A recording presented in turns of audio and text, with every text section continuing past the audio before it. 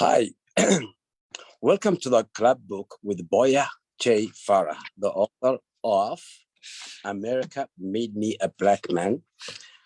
Before I introduce tonight's guest properly, allow me a moment to tell you a bit more about the unique series that's bringing him to us. Club Book is a program of MELSA, MELSA, the Metropolitan Library Service Agency, made possible through Minnesota's Arts and Cultural Heritage Fund and coordinated by Library Strategies. Part of the Friends of the St. Paul Public Library, Hennepin County Library is the co-organizer of this evening's talk. Thanks also to partnering bookseller Red Balloon Bookshop. A purchase link to America Made Me a Black Man will be available in the comments section of this live stream feed. Have it shipped, pick it up at their lovely store in St. Paul, or have them deliver it personally to your door if you are in the area. One final housekeeping note also in the comments, you'll see a survey link. Melsa would greatly appreciate hearing what you think of this club book program. It's quick and easy. Now for our featured event, essayist and poet, Boyah J. Farah, immigrated to the United States in the mid-1990s as part of the Somali diaspora, when thousands of families fled the war-torn Horn of Africa. Instead of finding safety and freedom, Farah quickly learned that his adoptive country is plagued by deep-seated issues of its own. Systematic injustices against Black people run a wide gamut, from widespread police prejudice to countless microaggressions in workplace and social settings. Farah's memoir, America Made Me a Black Man, is one of the first ever book-length examinations of American racism written from an African immigrant's perspective. Notes Publishers Weekly, quote, with a singular poetic voice, brimming with imagery, Boyah challenges us to face difficult truths about the destructive forces that threaten Black lives, unquote. In addition to his writing career, Farah is a founder of the Abadi School in Garowe, Somalia, which teaches STEM skills to boys and girls aged 13 to 24. After a short talk about our guests, we'll have time for audience Q&As. Simply drop your questions in the comments thread here on Facebook, and our tech manager will route them to me.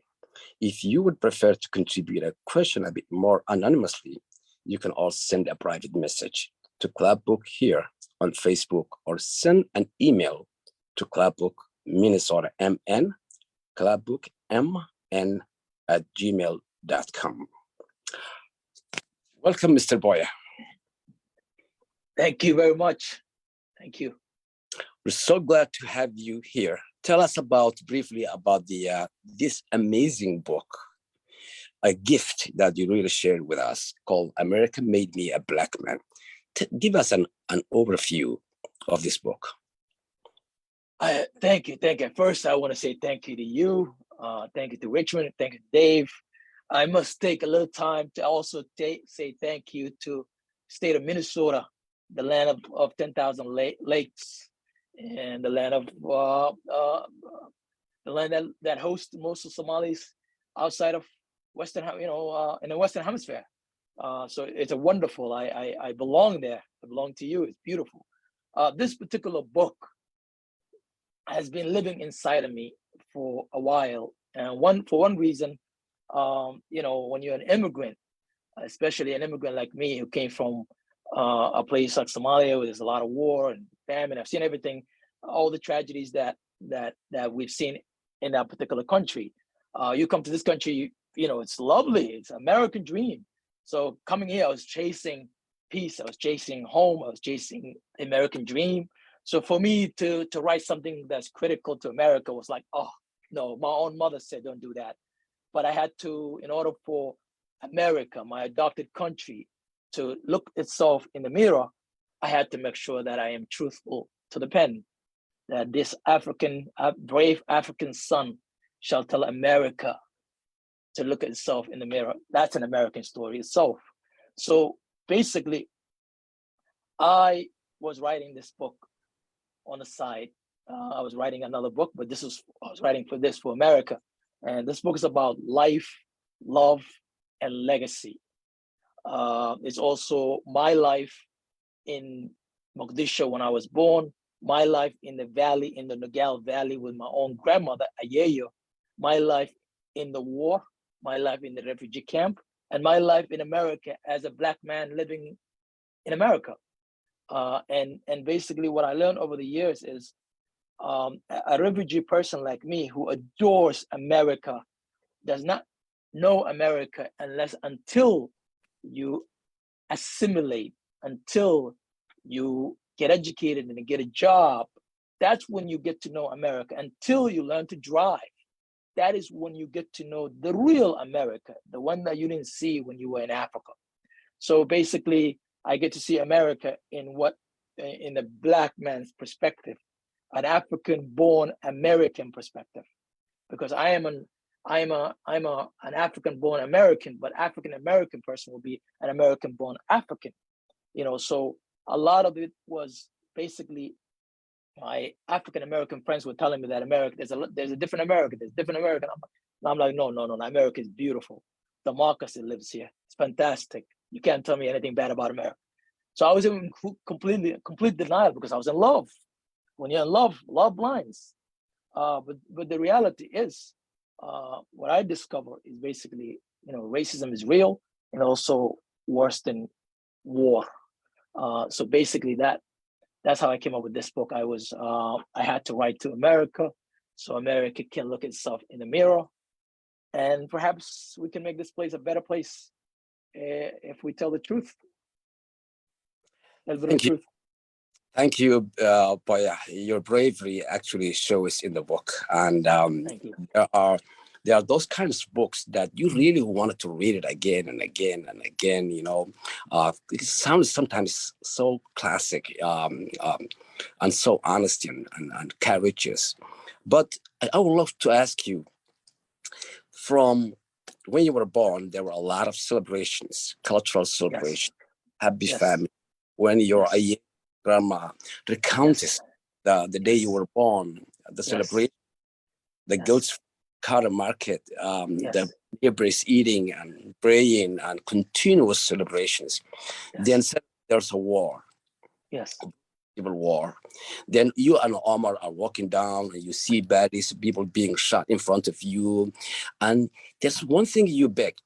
When you kneel down, you and Omar, and you beg, instead of begging God to get you out of there, you guys beg for a slow death. So from that to 11 years, at 11, you fled to Kenya, a desolate, hopeless refugee camp. After 4 years of that, you came to America,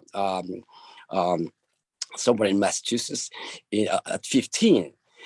With that, from that hell to this hope and bright world and peaceful world, and then meeting Derek, your African-American high school friend, then college, then the workplace.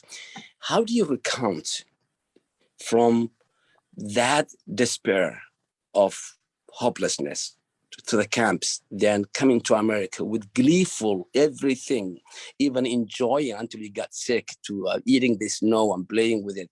Then you grow up to college, then you see, you go back to hopelessness and the lack of hope, and you see the whole society sees you not as a man, but the color of your skin. So how do you transcend all those things and survive? Well, basically, think about it. When I was in the refugee camp, America to me was to be in America was like to reach out a star. America was the star looking down on me. And when I was in the refugee camp, laying on a mat, looking at the sky, the single star that shines was America. But to be in America was basically to run in the rain. You know what I mean? As a teenager, you know, running when rain comes, you know, take your shirt off and run. That's how beautiful America was. So to be from that, what you just described, you know, war, refugee camp, all kind of bad stuff, and to be in Bedford, where the green is grass, not just the grass, but it's perfectly cut, it's clean. You know, dogs are inside. There's absolutely no animals outside. In the refugee camp, everything is mushed together: animals, dogs, feces, everything. It's a disaster place. There's the diseases everywhere, dengue and other diseases. You know, to be in America was basically to enter the gate of heaven. You know, I thought I was living in that beautiful star. I was looking at it in the sky. I was inside of it. I was in the belly of that star. You know, so I don't know if I did justice describing how beautiful I felt inside and how America matched that childhood imagination of America. You know what it is to be in America. So it was a two different world. You know, a world of death, despair, dengue fever,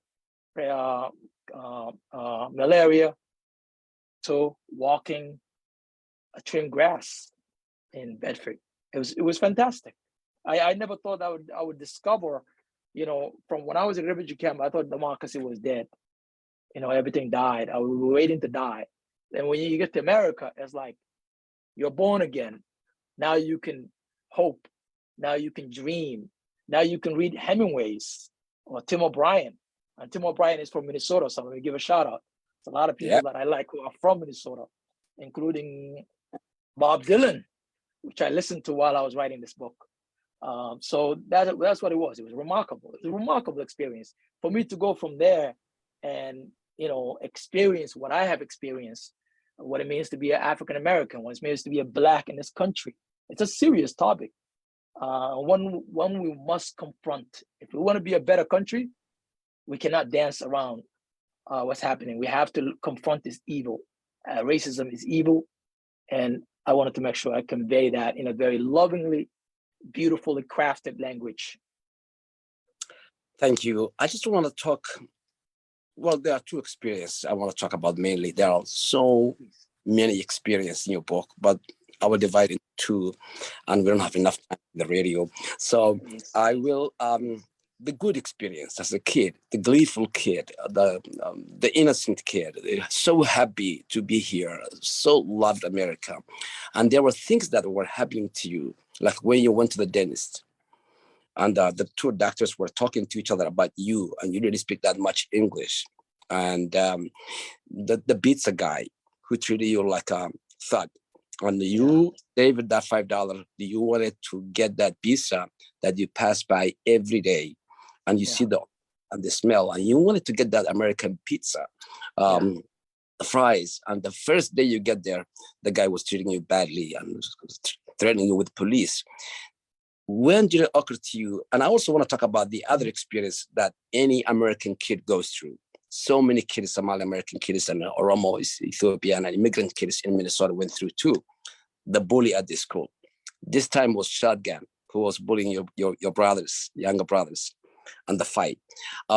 When did you make the crossover? You gleeful fullness and happiness and that idea that I'm here, I made it, I'm in heaven. When did you start? Was it college, at work, in high school, the encounters with the police and other racist people? When did you start to cross over that this is not heaven, this is challenging? When I became an American, an assimilated immigrant, Black, poor American.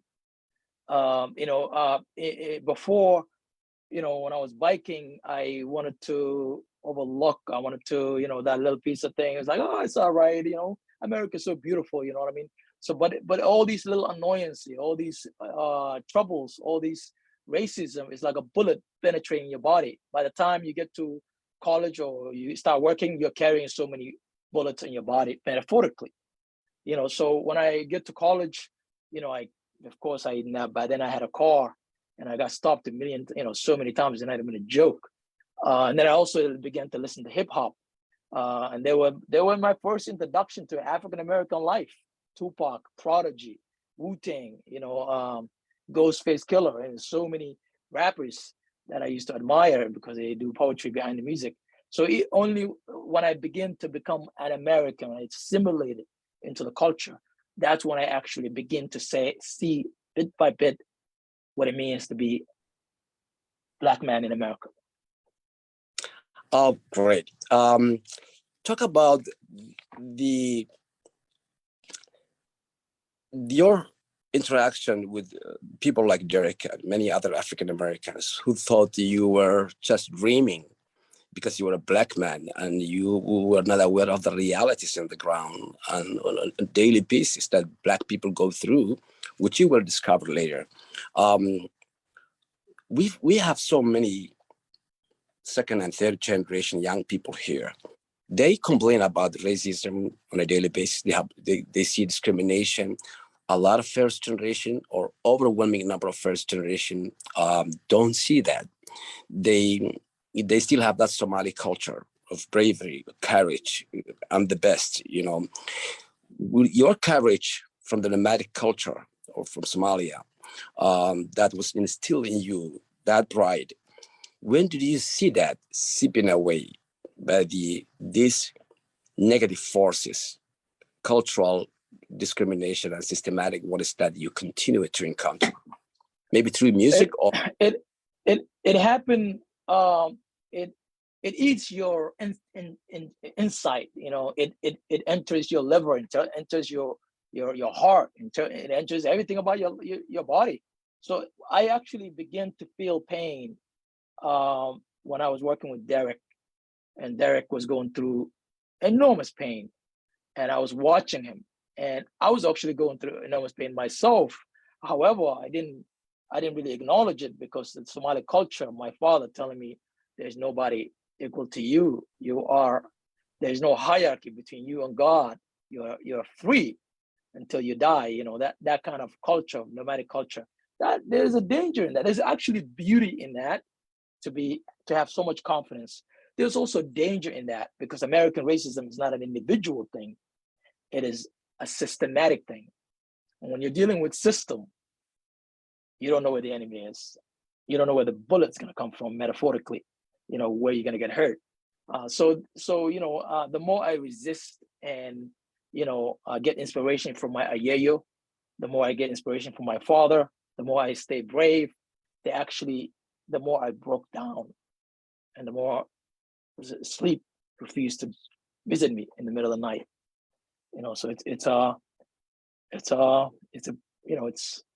an easy thing. You have to be aware of it.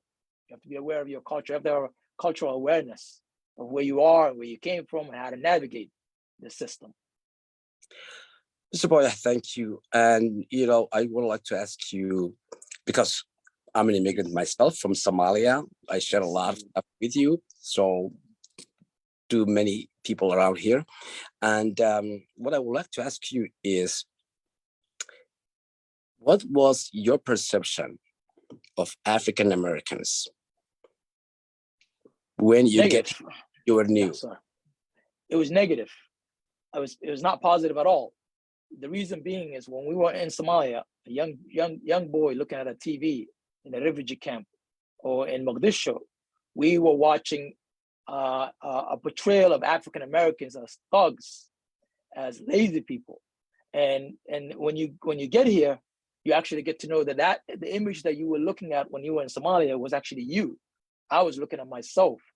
Also, when I arrived in the U.S. back in the day, Discovery Channel was the biggest thing that we used to watch. We used to see Africans that Africans we've never seen before. Africans naked in the jungle running after monkeys.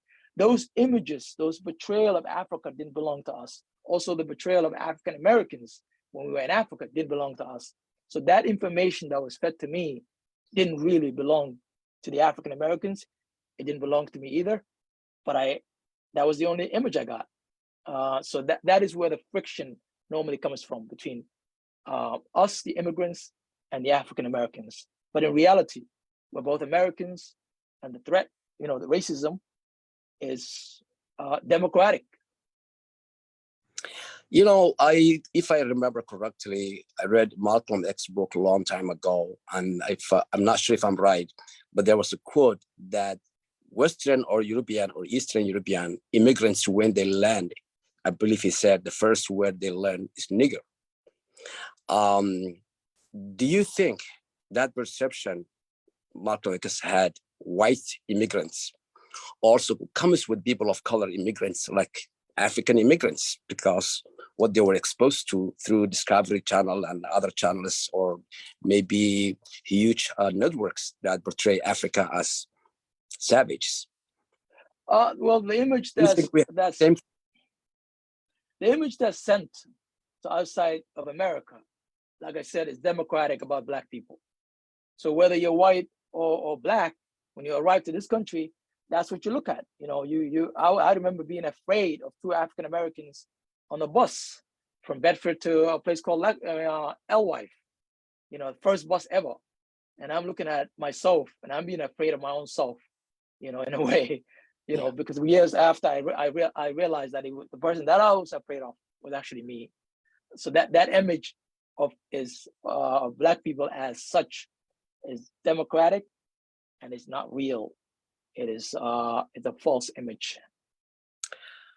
Let's go back to the happy days in America when you were younger and new and clueless. And at one point you mentioned that your family and you were the tallest and darkest people in Medford, Massachusetts. Bedford, Massachusetts. Were you feeling at that time any pressure being Black, or were you proud at that age? I was as tall as, I don't know, I could reach the sky and touch the clouds. You know, I was proud of myself. I was proud of America. I was proud of the green grass. I used to watch, you know, 99% of the town is white. And I used to watch them and I used to listen to them and try to understand what they were saying. I was eager to touch them, touch their hair and touch their skin and see what it's made out of. It was, I've never seen so many white people. As a child, you know, you get something that you've never been exposed to. But likewise, they also thought the same thing about me, because every time I walk down the street, the kids used to just watch me as if I am a different creature. So that those, you know, we didn't know each other. You know, they have never seen me. I've never seen them. But there's a beauty to that, of knowing each other and watching each other, and at the same time knowing that myself and them, we belong to each other. We belong to the same species. So there was a beauty to it. Another thing in those innocent days, but you later recounted, is that when your secondhand old bike you were riding was hit, and the old white woman, as you wrote, was concerned about your health, and she wanted to take you to the ER to take care of you, but you just wanted to go, and she was still looking at you as you go, trying to make sure you're okay. And you liked that she cared. You really loved it, that people care, and they care about you. And you said, but this old lady, this old American woman, is the America of my imagination, new, fascinating, and dangerous. What did you mean by that? Well, what I mean by it goes back to a Somali culture. The one who honors you, you honor them. You know, America honor us, it honored me. I continue to feel honored even now. And you can see the love in the language, of how I describe America. I could not imagine that the America that honor me, even if I'm bloody and my bike is broken, it was just unimaginable. I was incredibly poor. That bike was really big deal to me. But at the same time, I just couldn't imagine that my America, the one that brought me to this country, the one that allowed me on the clean streets, that I can now ask to fix my scratches or to fix my bike. It's unimaginable for me. I owe more to America. I owe my life to America. I came from death. You know what I mean? So it's like I don't know if you can describe it. I think immigrant like me loves America more than mega people, more than any other American. That is the truth. That's true. Yeah, Yeah, that is the truth. absolutely. I agree with you. Um, you know, I we have some good questions already submitted by our audience, and I really wanted to ask those questions. I also Please, had those questions, like please, about George Floyd, about what triggered you, but I'm not gonna please. borrow their questions. I will do that later, and Okay. but I will continue with my fascination with your book, and Thank you. um, there was a point about the weather. We're Muslim, and like you, I grew up in Somalia, and I left it young, and we didn't have a weather station. We didn't have a weather forecasting system, nightly or any time. We never heard of at that time. Mm, mm. So you were watching TV, and this forecast, the weatherman was telling you there's going to be snow the first time you snow tomorrow, exact time. And what was your reactions? Well, you can understand. I came from a culture that's different. You know, you think about religion, you think about God, you can think about, the angels. You think about a Mm, lot of big things. And mm, then all of a sudden, this white man with a suit who probably gets drunk, mm, tells us that, a forbidden drink. We don't drink, right?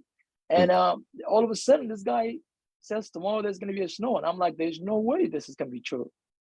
So, for the snow to fall, I connected that to the magic of America, really. In my young imagination, the same way that I thought the grass is cut by the angels of the night. I thought the magic of America is real because now America is communicating with God to get this. For they were told the snow was going to come exactly that particular time. So you can understand the imagination of a child is like exemplified, and it's enlarged. Listening to music, you love music. I do love music, and I know you didn't know that music in this country is tribal, color based in most of it, a lot of it. And Tupac Shakur was admired by many people, white and black, and he was a radical at that time. Were you exposed to Tupac Shakur in America or in the camps? Because I know a lot of people who were exposed to that in the refugee camps. No, I was exposed to it here in America. And um, people like Tupac Shakur and many folks like him in the rap music at that time who were rebelling discrimination and mistreatment in America, as a lot of people see it. How much influence do they have on you to help you transition from the gleeful childhood, finding the shining star of America, to the realities in the ground? Was that the I only think vehicle, or there were many vehicles? there were many vehicles. I at that time I was exposed also to literature. Like I said, Tim O'Brien, who lives in Minnesota, the Hemingway, Alex Haley, Malcolm X book, James Baldwin. I was a reader of America. I was a reader of literature, New York Times, NPR. I was a reader. I was getting educated, but at the same time, Tupac reminded me of poetry. Remember, I am the son, that brave son from a nation of poets. I cannot deny poetry. And I thought Tupac was, it reminds me of a leader, a young leader telling his people to stand up and ask for equality. He was a brave African, American-born African son. And he reminds me of young Somali doing poetry in the valley. So the connection was made because of poetry and the brave behind the words. Were you able to go back and visit the refugee camps or back in Somalia? Did you ever have any opportunity to talk to gleeful refugees who were en route, or maybe praying to God to be given a chance in America, or they were already in process? Were you ever able to make a speech to them and have a conversation with them? I have, yes, a few times. What And was how convincing were you? I see myself in their shoes, so it's not like I just have to go back to the pages of my book. Mm. In the reservoir of my being, there's a river inside of me, and that river has, they're in it. You know what I mean? I've seen refugee and what it feels like, so I can understand. I mean, I'm very empathetic and sympathetic, not just in Somalia, but all over the world, including Ukraine, and because war it doesn't really discriminate, and Syria and all the other parts of the world that is at war, including Yemen. I feel for them.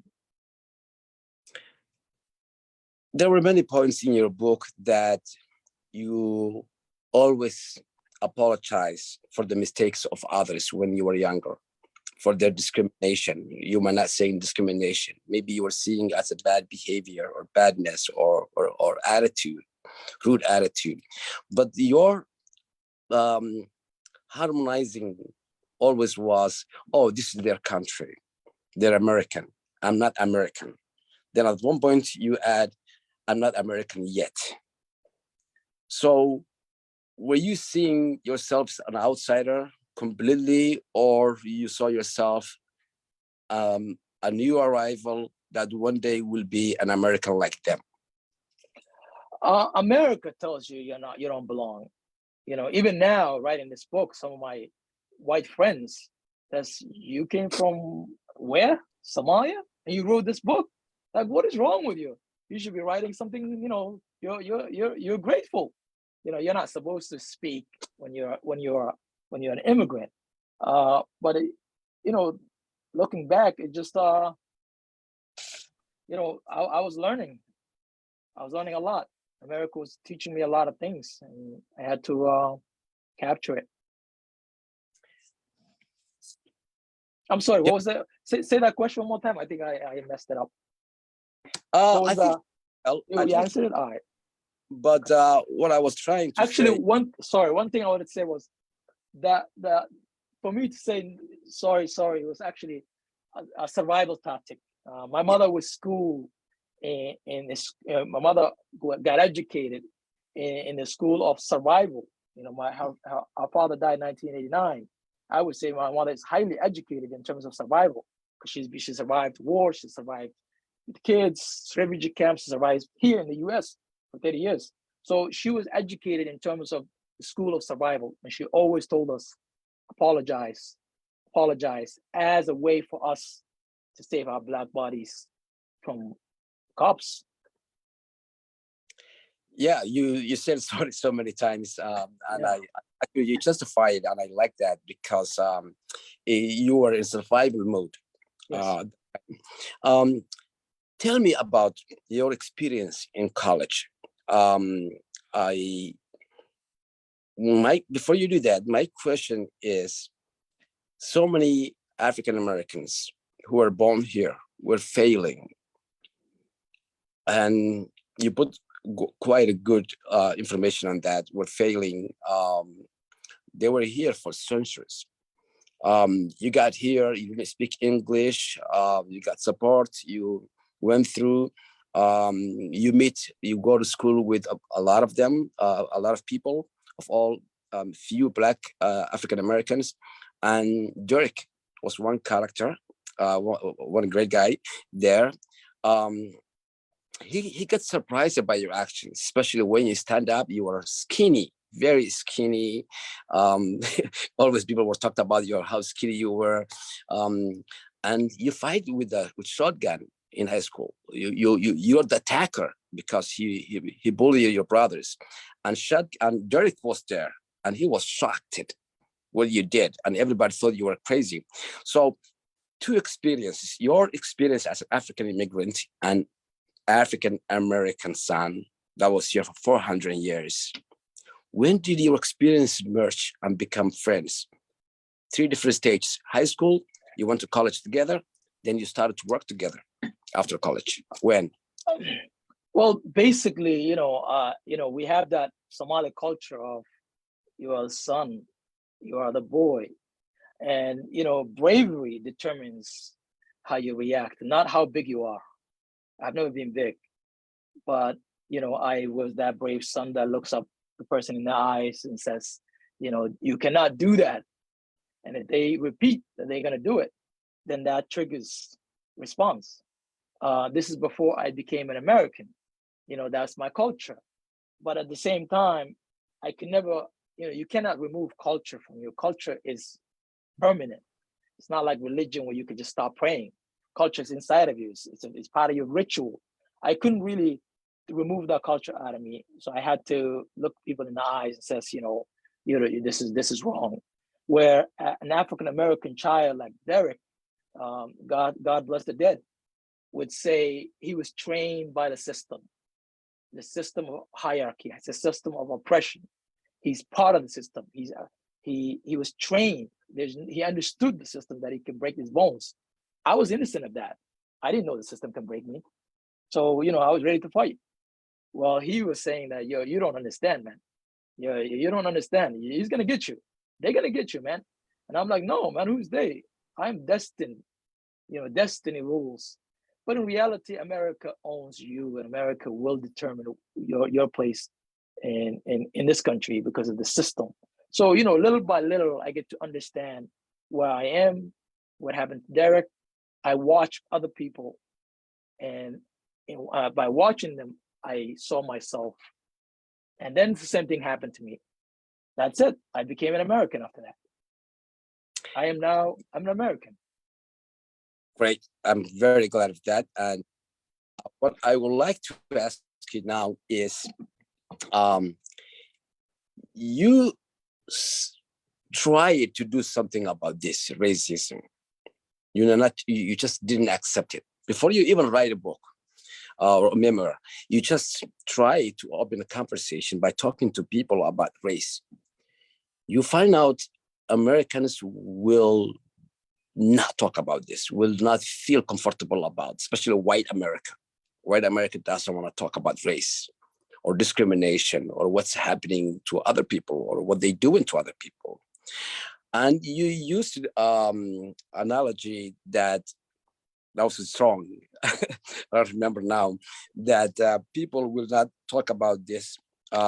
It's like, if you talk about George Floyd, Arbery, and all these tons of people you mentioned, the Black people who were killed or murdered or maimed or dehumanized, and even your friends don't want to talk about that.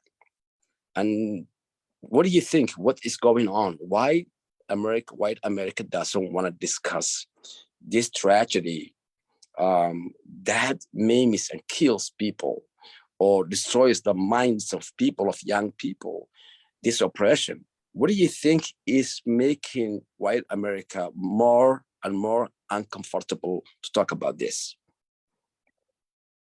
To be as honest as the clear sky, As you I would say that white America is not afraid of 30%, 13% of the population. White America is afraid of their own conscience. And it's hard to carry brutality, for many years. And that is a position that you don't want to be in.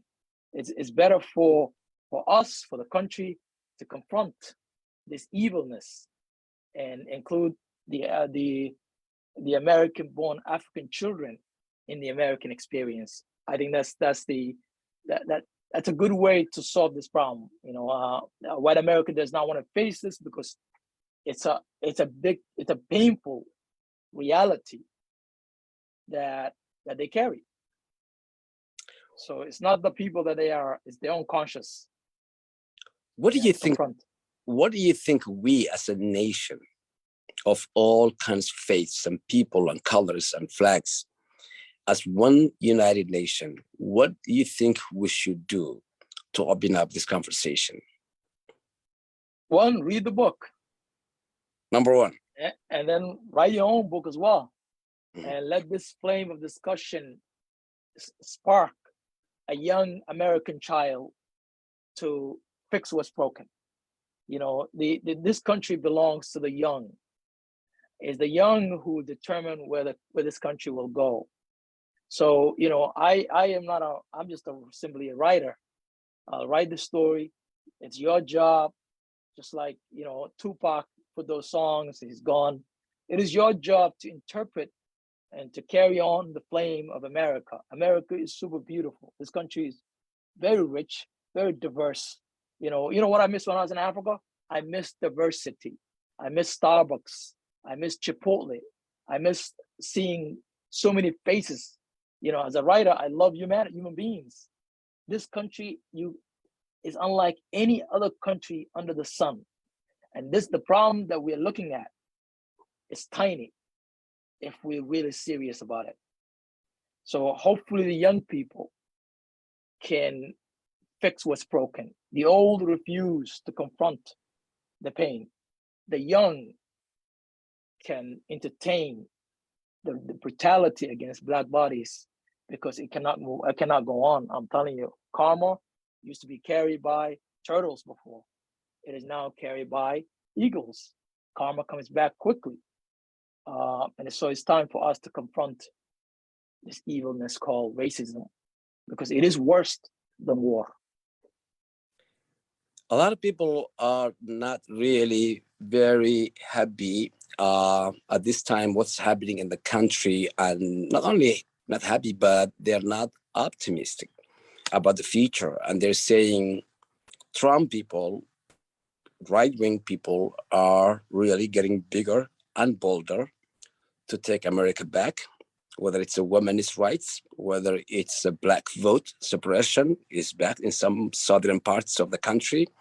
A lot of bad signs are popping up. Conversation among people to solve their differences is diminishing.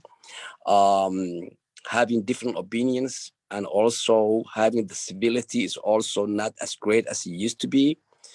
America is a great country and a country of immigrants, except the native people. Everybody else is at one point was and is an immigrant. Sure. Do you think, like many people who are not hopeful, that tolerance is at risk? Whether it's a religion, whether it's diversity, whether it's in any form. I'm a survivor of war. My life is full of tragedy. And the only reason why I'm talking to you is because I'm hopeful. And hope shall never die. The ink of my pen is hopeful. There's no way, people need hope to change. To even wake up in the morning and have a coffee, you need hope. I don't really see this, your words are very important. I think we should use the right words in terms of being hopeful that young Americans can fix this. You and I can talk about the hope, then you and I, other young people can be hopeful. They can carry their hope forward. I like to see the green grass continue, because war will gray that green grass. So I'm hopeful. I see hope. I would love to ask you more questions, and we're running out of time. I want to be respectful of people who took time and sent questions. And I couldn't ask you many questions that will lead to George Floyd, but there's a big question here that does that. And I was very respectful, but very tempting all the time. First question from the audience. When you resettled in New England in the early 1990s, what kinds of support did you receive? For example, did the school offer special interpretation or language assistance? In what ways is the experience of a refugee New American in 2022 different from what you experienced? There are a couple of questions in there. What I received in 1993 Bedford changed my life. And what I mean by it is this. Remember, I came from death and deprivation and disaster, really horrible place. I was not really, people that didn't relate to me, people that were not my kin, that were not my family, they didn't even look like me, they're white people, gave me something. They gave me bikes, they gave me food, they gave me jackets. That gave me the idea of they care for me, I care for them. I am connected to that human experience. And that has, so being a pessimist, I was a pessimist but now I became an optimist. I became a lover of human beings wherever they are. So they really gave us. I write about it in the book. First time when I went to Bedford High School, there were 2 or 3 white people waiting for me with a flag.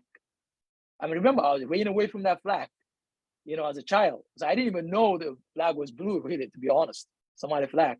And they actually said, "You are Somali American." And they welcomed me. They got me a teacher. They got me everything.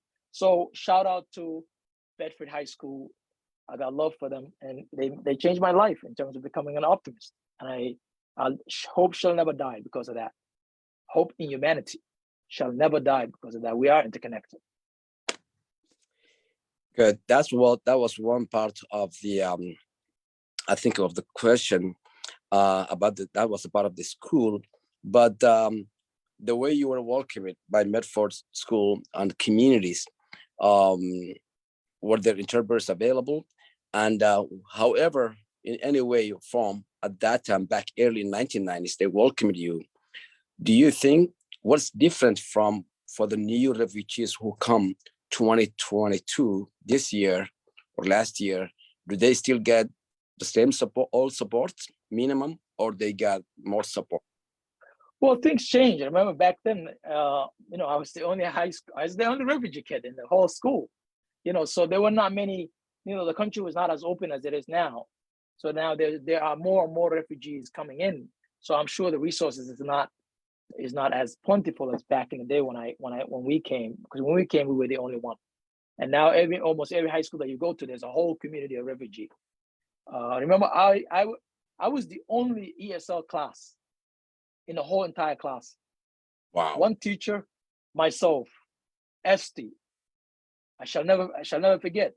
And she introduced me to books like Hemingway's book, Old Man and the Sea, Tim O'Brien, so many little books, The Scholar Letter, so it was fantastic. But I think now it's different because of the number of, fleeing refugees from all over the world coming into the United States. Thank you very much, Mr. Boyah. The second question from our audience is, what made you decide to be a writer? If you can get me upset, I'll write about you. America upset me, because the love that I have for America and the treatment that I get are 2 different things. And if you love something, you do not walk away. You're right. So I consider this book metaphorically a love story to my adopted country. Thank you. Another audience member writes to you, how did your family react when you told them you were thinking of writing such a personal memoir? Did family members or anyone else for that matter read drafts and offer you feedback? No, but my mom, I'm very close to my mom. And my mom says, do not write it. If you're gonna write to America, make sure you say, I love you, America, I love you, America, and I love you, America. Because my mother has never been assimilated to the country. She never learned the language. It is as if she's not an American, even though she's a citizen American. But I am an American. I drive on the highways. I feel what, when I watch George Floyd, I feel his pain. I feel the humiliation in his death. I see myself in him. So because I'm an American, I see the American pain, and I had to, I felt like I have to write to America. But my mother would say, don't write anything bad about America. Say everything lovely, nothing else. Great, thank you. Another audience member asked you, well, that person said, I'm familiar with Boyah's essay work, but have not read the book. It's on pre-order. I'm curious about the story.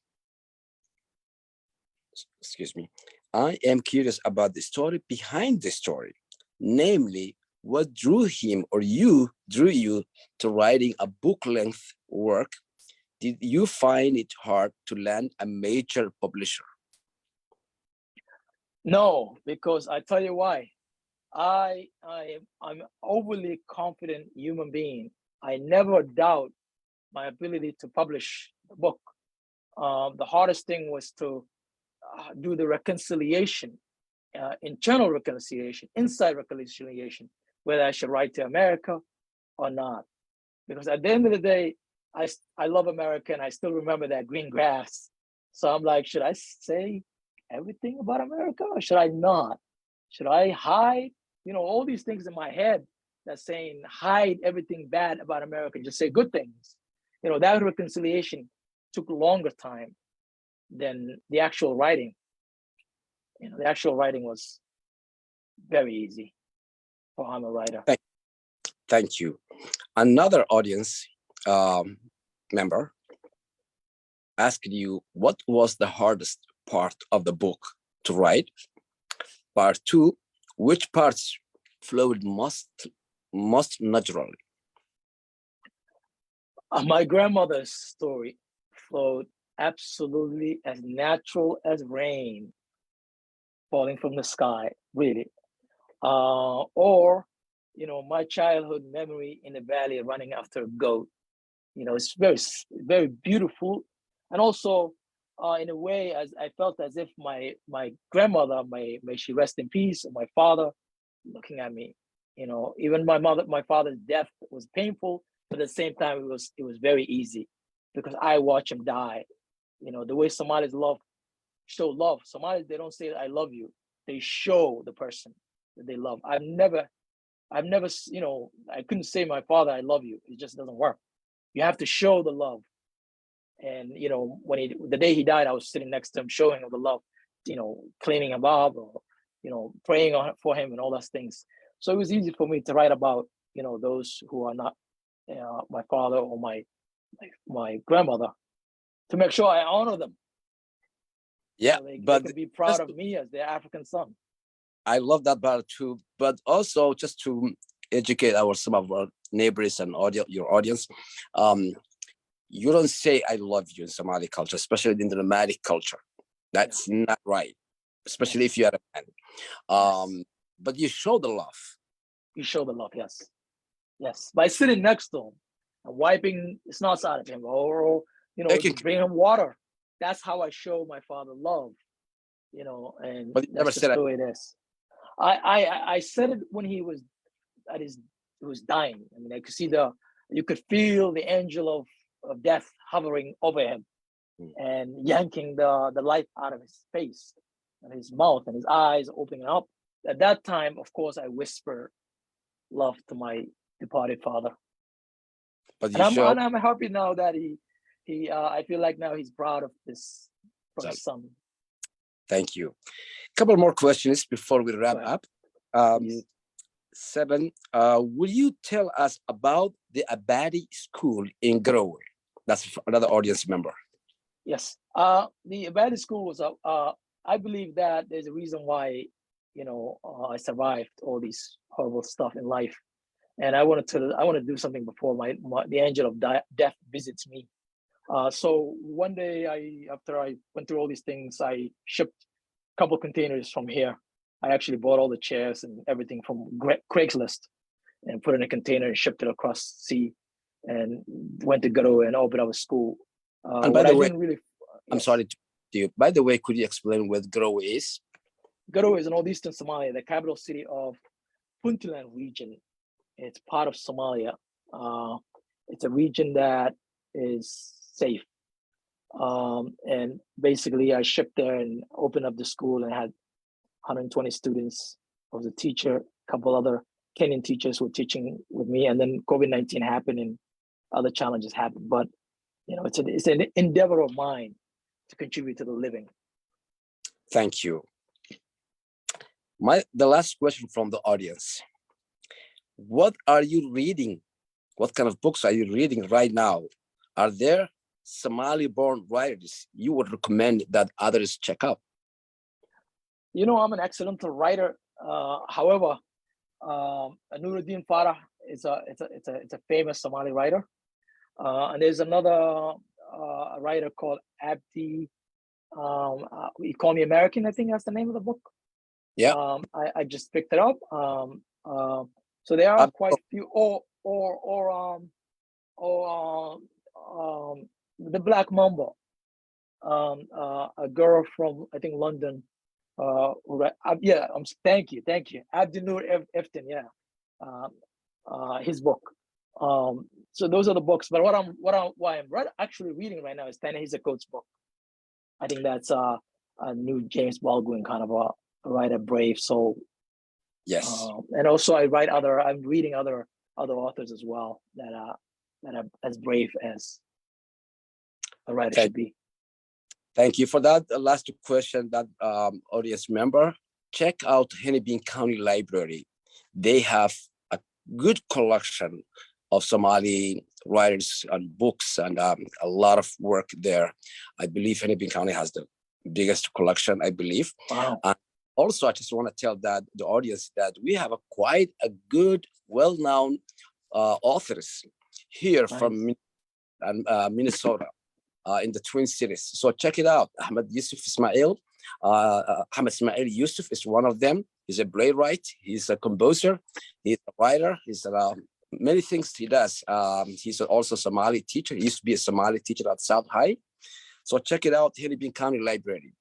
Ladies and gentlemen, we are going to conclude I want to thank you, author Boyah. Thank you very much. I also want to thank Club Book of the Twin Cities and also Hennepin County Libraries. That's all we have for this evening. Thank you again, Boyah, for penciling us into your busy fall schedule. This has been virtual presentation of Club Book, a long-running literary series of MELSA, MELSA, made possible by the Arts and Cultural Heritage Fund. Before you log off, look for the Club Book survey link, please, which is in the comments and will be projected in place of this my video here momentarily. Special thanks again to Hennepin County Library for the part they played in bringing Boyah to us. If you enjoyed tonight's conversation, consider taking part in the recently announced 4th season of Hennepin County Library's popular Mary Ann Key Anti-Racism Book Club. Consider that. They will be discussing Octavia E. Butler's Parable of the Sower. The first event will be over Zoom on October 6th and feature columnist Myron Metcalf in conversation with Dr. Tertia Stanley, president of the Octavia E. Butler Society. They discuss how Butler uses speculative fiction to highlight inequalities and opportunities for positive change, as well as her important literary and cultural impact. Visit Hennepin County Library's HCLIB.org for details. Last, consider joining Book Club on Monday, September 26th for an event with best-selling novelist Peng Shepard. Her newest book, The Cartographers, has been praised by critics, with one likening it to a cross between a murder mystery and an Indiana Jones blockbuster. You can learn more about it at clubbook.org. This program will be co-hosted by Anoka County Library. They'll be right here on Facebook Live, and as well, it's free. Have a great night, everyone. Thank you so much. Thank you for inviting me. Thank you. Also. Thank you.